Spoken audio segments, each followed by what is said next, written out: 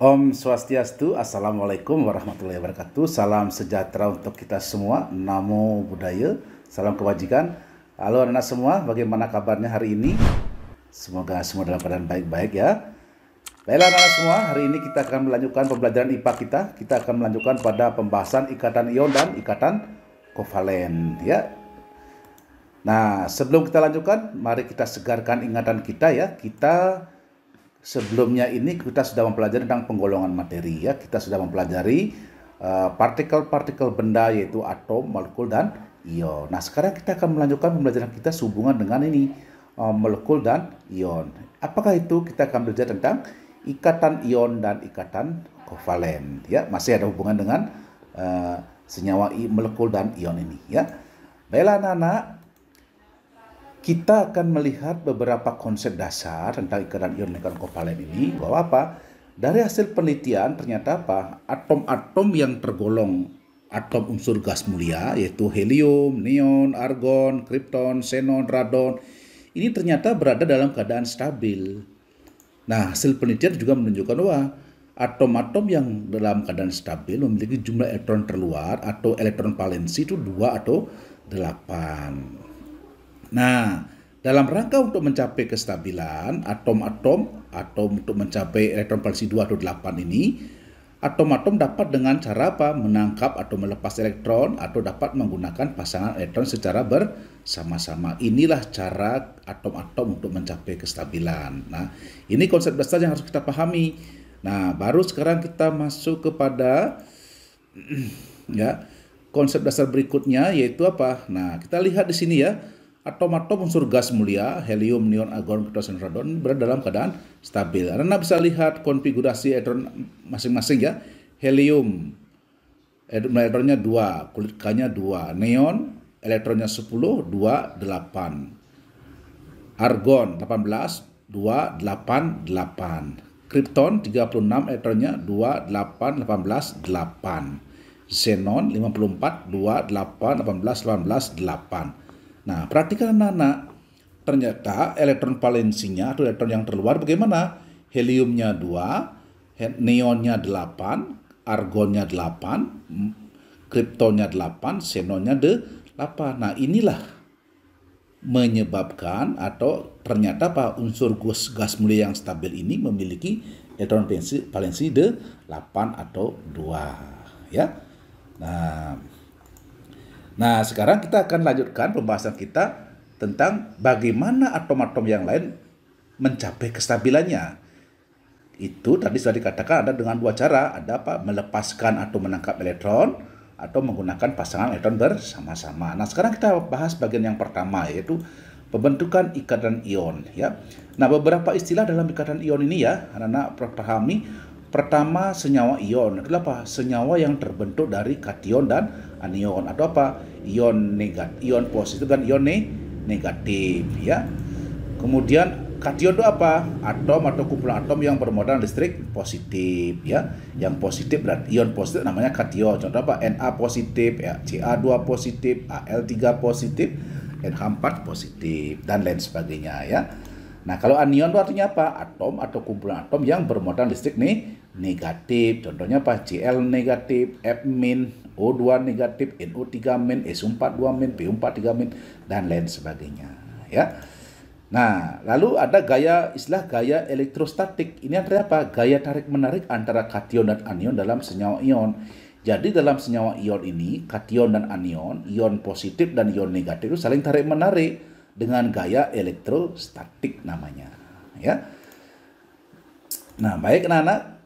Nah, kita berikan contoh sekarang bagaimana terbentuknya atau proses terbentuknya senyawa ion. Kita lihat contoh pada pembentukan senyawa natrium klorida atau yang kita kenal dengan garam dapur. Rumus kimianya adalah NaCl. Kita perhatikan Na ya, 1123. Konfigurasi elektronnya adalah 2, 8, 1, 11 ya. Berarti elektron valensinya 1. Yang terluarnya 1. Nah, bagaimana caranya dia mencapai kestabilan? Agar dia mencapai 2 atau 8, ini bisa melepaskan 1 atau bisa menangkap. Bagaimana caranya? Nah, ternyata dia lebih mudah untuk apa? Melepaskan 1 elektron. Jadi ini dilepaskan 1. Kalau Na1123 melepaskan satu elektron, maka konfigurasinya menjadi 28, sehingga dia menjadi ion positif 1, ion natrium. Ya, jelas ya? Oke, nah berikutnya Cl1735 misalkan. Kalau kita lihat konfigurasinya adalah 287. Jadi dia belum stabil juga. Untuk mencapai stabil 8 ya, maka apa? Dia perlu lagi satu elektron, atau perlu lagi 7 ini dilepas. Nah, ternyata apa yang terjadi? Oh, dia lebih mudah menangkap satu elektron. Nah, sehingga dia menjadi 288. Karena dia menangkap satu elektron, dia menjadi Cl- ion negatif. Nah, karena terbentuk ion positif dan ion negatif, ion natrium dan ion klorida ini membentuklah senyawa ion yang disebut dengan natrium klorida, NaCl atau garam dapur.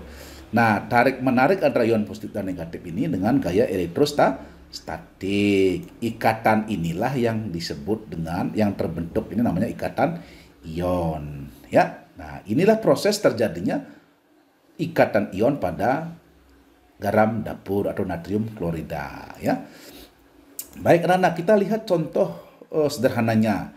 Ikatan yang terjadi karena serah terima elektron tersebut. Nah, inilah ikatan ion. Ikatan ion artinya apa? Yang satunya melepas atau menyerahkan elektron, yang lainnya menerima elektron. Karena lihat di sini, logam natrium, gas klorin, kalau direaksikan akan menghasilkan garam klorida. Nah, kalau kita lihat secara teoritis, natrium, atom natrium, jadi elektron terluarnya adalah 1 klor, elektron terluarnya berapa? 7. Jadi 1, 2, 3, 4, 5, 6, 7. Nah, ini dilepaskan satu dibawa ke sini, sehingga dia menjadi apa? Ini menjadi Na+, ini menjadi Cl-, sehingga menjadi apa? Dia berikatan tarik-menarik menjadi ion, menjadi senyawa NaCl. Ya, nah baik anak-anak. Nah, pada NaCl, kation dan anion atau ion positif dan ion negatif tersusun selang-seling secara teratur, sehingga tarik-menarik antara ion Na+ dan ion Cl- terjadi maksimal. Nah, susunan ini disebut dengan kristal. Nah, seperti ini. Jadi NaCl, jadi karena banyak sekali Na+ dan Cl-, banyak sekali, maka apa? Dia akan membentuk suatu kristal yang sangat teratur seperti ini ya. Nah, contoh senyawa ion yang lain adalah KCl, BaCl2, NaBr, MgCl2, MgCl2 dan lain sebagainya. Nanti anak-anak silakan cari lagi contoh yang lain ya. Nah, anak-anak, berikutnya kita kalau kita rangkum tentang ikatan ion, bahwa senyawa ion itu terbentuk dari apa? Ion kation dan anion ya. Jadi senyawa ion terbentuk dari kation dan anion, ion positif atau ion negatif. Gaya tarik-menarik antara kation dan anion pada senyawa ion disebut dengan gaya elektrostatik. Jadi bisa kita simpulkan ikatan ion adalah pembentukan ikatan kimia melalui serah terima elektron ya, atau ikatan yang terjadi antara apa? Kation dan anion dengan gaya elektrostatik. Nah, kalau kita lihat atom-atom yang cenderung membentuk ikatan ion ini umumnya apa? Unsur-unsur logam itu cenderung melepas elektron, dan unsur non-logam cenderung menangkap elektron. Jadi ikatan ion umumnya terjadi antara atom unsur logam dengan non-logam. Ya. Nah, baik anak-anak. Kita lanjutkan ke bagian yang kedua sekarang, yaitu ikatan kovalen. Nah, kita lihat beberapa istilah ya. Senyawa kovalen. Tadi kita mengenal senyawa ion. Apa itu senyawa kovalen? Senyawa-senyawa yang antar atomnya berikatan kovalen. Kalau tadi senyawa ion berikatan ion ya.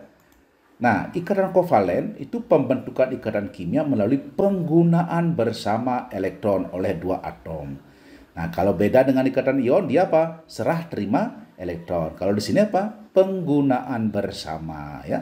Penggunaan bersama. Nah, baik. Anak-anak, contoh proses terbentuknya ikatan kovalen yang kita lihat pada senyawa hidrogen atau H2, gas H2 ya. Nah, H hidrogen satu, konfigurasinya adalah 1. Kalau kita lihat, nah seperti ini ya. Jadi ini elektronnya. Nah, H11. Untuk dia mencapai stabil, dia perlu lagi 1 elektron. Kalau ini dilepaskan habis. Kalau ini dilepaskan habis. Maka bagaimana?